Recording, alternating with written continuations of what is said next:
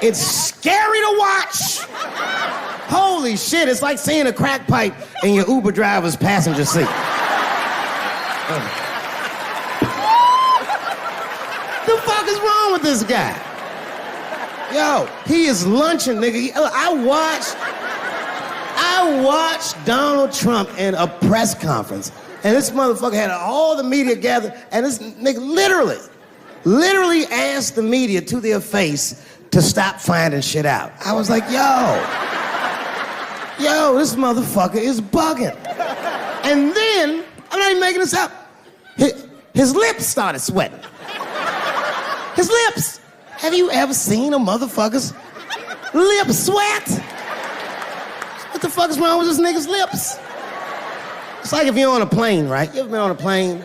I get scared to fly. I do it all the time. I be scared on there. And sometimes the plane will hit turbulence. And then I get nervous. But I always look at the flight attendant, and she looks calm, and it makes me feel calm. But if that bitch's lips were sweating, it's terrifying. Like, yo, nigga, why are your lips sweating? What do you know? And then, I'm not even making this shit up. This motherfucker grabbed the podium, he goes, you don't know how scary the things I read in my briefings are. And I was like, holy shit, man. You ain't supposed to tell us that, bro. That's bad leadership. Even as a parent, you think I'm gonna sit my kids down? Hey, little man, come here real quick. I just wanna holler at you for a second. Yo, I'm 3 months behind on the rent, nigga, and I am worried. Very worried.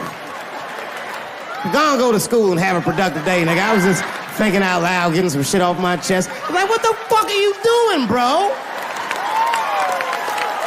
This is bad, man. Jesus Christ. All this motherfucker's ideas sound like high people ideas. Like he doesn't think these things through before he tells us. He just tells us what he's thinking as soon as it occurs to him. This shit sounds nuts. I'm gonna go to China and I'm gonna get those jobs from China and bring them back here to America. For what, nigga? So iPhones can be $9,000? Leave that job in China where it belongs. None of us want to work that hard. The fuck is he thinking? I want to wear Nikes. I don't want to make them shits. What the fuck are you doing? Stop trying to give us Chinese jobs. I am going to bring back coal. Coal? I'm not even exaggerating. I have never in my life even seen a fucking lump of coal. I honestly don't even know what coal is for. If you're gonna have motherfuckers digging around in the dirt looking for shit, find me some truffles, nigga. That's what I'm about. And these truffle prices are getting out of control. If it gets any worse, I'm gonna be back down to regular butter like everybody else.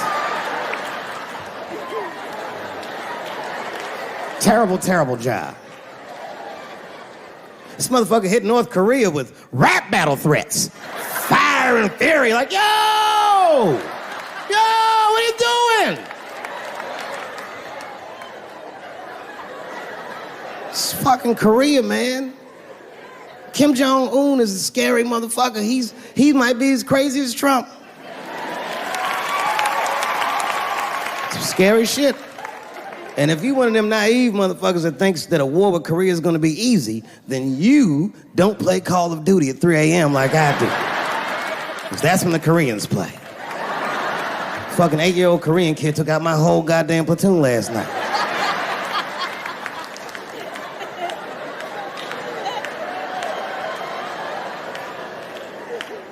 I've never seen somebody in an office so high with the most just basic fucking solutions. Like, you know, we should not let any more Muslims in the country till we can figure out what's going on. Did he just say, figure out what's going on? Who doesn't know how to do basic math? Let's count it out, okay? There's been 17 mass shootings in the United States.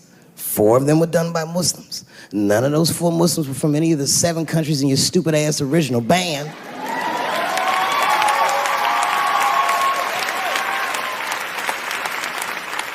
And since he brought it up, the other 13 shootings were done by the Tiki Torch whites. These are facts. You don't see me trying to ban white people from the show to keep the rest of the audience safe. It's a fucking terrible idea because it's mean and it's racist, and most importantly, it would be catastrophic to my bottom line. If there were no white people here tonight, I might leave this bitch with $1,800. This man needs to realize that we all need each other. And that's why we will never, ever be able to beat China. Because everybody in America is racist, and everybody in China is Chinese. Dave Chappelle said a very, very profound statement here, especially the part where he said we all need one another. Especially in this moment where you see Donald Trump going through the issues in the New York court trials that is going through, and the indictment, and the Stormy Daniels, and also Michael Cohen, all coming to to testify on him and also against him. It really shows that it really reflects back to what he said, like, stop finding shit about me, you know. And the funny thing is, those things that they were finding out about him, they were keeping it, as how Dave Chappelle said, right? When they said that stop finding stuffs about me, they were finding those things about him, but they were keeping it, waiting to hold him with it. And they waited for the right moment. They waited up till they waited up to they waited up to 2024 elections, and they made sure that they waited around this time.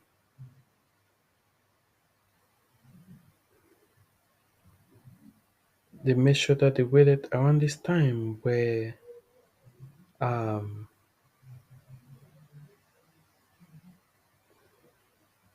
they made sure that they waited around this time when the elections campaigns have to be going on. And with the election campaigns going on, they made sure with the election campaign going on, they made sure that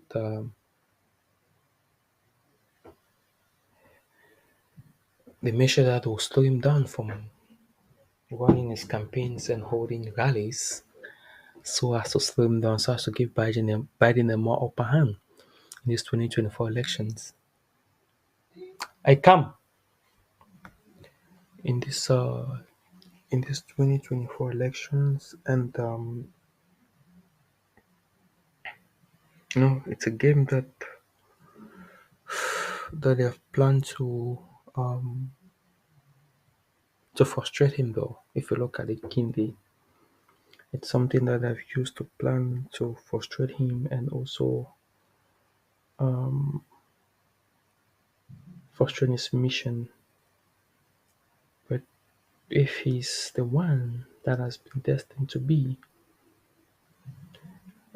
the president of this 2024 elections, he will be the one, no matter what they will try to do to prevent him from being the one. He will still be the one. If he's the one that has been destined to be in that place, he will definitely be the one, irrespective of what. This motherfucker called it all wrong. And don't believe the media either, because as all this shit is happening, the media is trying to make us believe that the extremities amongst us are the norms. We can disagree, that's fine. And most of us are keeping a cool head about this shit. You know what I mean?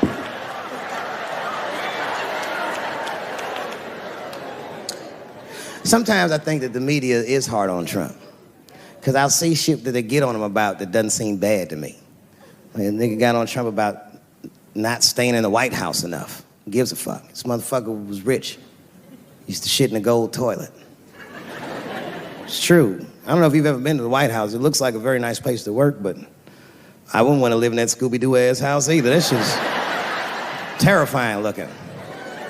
Imagine you trying to jerk off in the crib and Abraham Lincoln's just looking at you like...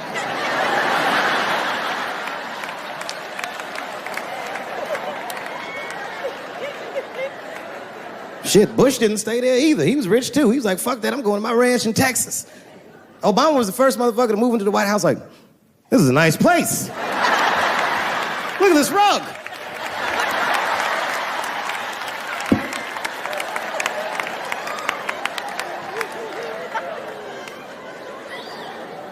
The media got on him about putting Jared Kushner in his cabinet, and I didn't think that that was the worst thing he'd done. I mean, it was still early, and I mean, it's not unprecedented. Kennedy had his brother as the attorney general, right? And this motherfucker's a Washington outsider. To be honest with you, I'd probably do the same thing. As a matter of fact, I do. You think I go to a Hollywood meeting with all them white folks by myself? I bring my nigga Mac Mittens from the streets. I don't even know his real name. Everybody just calls him Mac Mittens. But I know he's not qualified to even listen to these meetings, but this motherfucker just makes me feel good. And all the white people look at me like, Dave, do you mind asking your friend Mac Mittens to excuse us so that we can talk business? And I say, fuck that. Anything you say to me, Mac Mittens can hear that shit.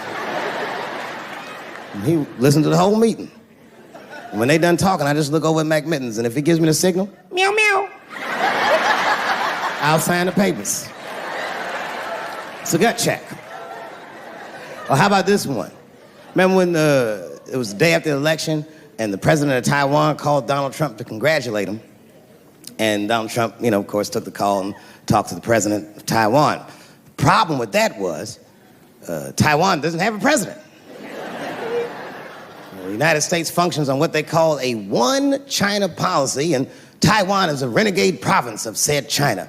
And Donald Trump didn't know that and picked up the phone and started yammering away, and the media ate his ass up. And I'm not gonna lie, I was laughing like shit. I was like, oh shit, this dumb motherfucker is in trouble.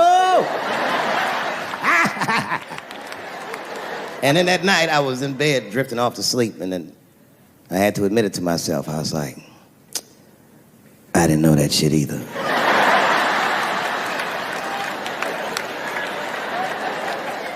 And then I realized the media got the story wrong. The story wasn't that Donald Trump took the call. The biggest story is that nobody told Donald Trump not to take the call. That's terrifying. God damn, nigga, you don't have a Mac Mittens on your team? It wasn't like they were calling the White House. They were calling the switchboard at Trump Towers, and they were getting through. Anybody. Mr. President, there's a Ricky Ticky Tabby on the phone for you? Yes, put him through. Hello, Ricky Ticky. Good to talk to you. Mr. President, there's a John Jacob Jingleheimer Smith on the phone. Oh, his name is my name, too. Put him through. Hello, John Jacob. Let's talk business. How many people in this room are not originally from the United States? My round of applause. What are you? I mean, even if it's you, right, it would be difficult to be that rich and then still wanting to stay in the White House. No, I won't.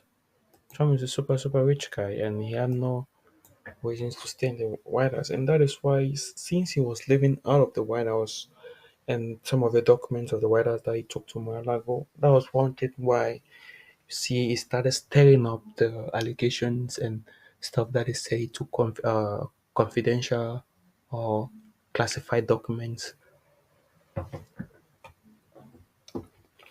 to his mansion in Mar-a-Lago, and that is why you saw that really stirred up a lot of issues, and um you started seeing being investigated. It was cause he was living in the White House and also living in Mar-a-Lago in West Palm Beach. So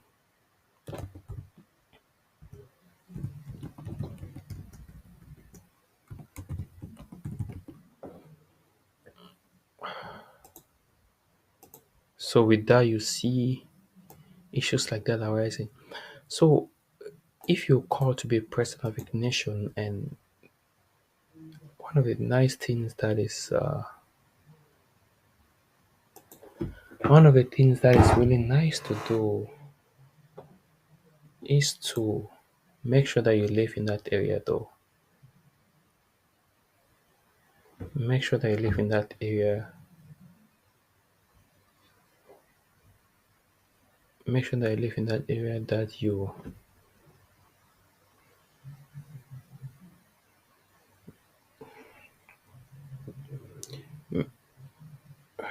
make sure that you live in that area that you were called to live in. Don't want to live in somewhere because those things like that caused Trump to get into trouble. As he lived in Mar-a-Lago and also lived in White House, so he took some of the, probably mistakenly took some of the White House documents to Mar-a-Lago, which led him into a lot of trouble.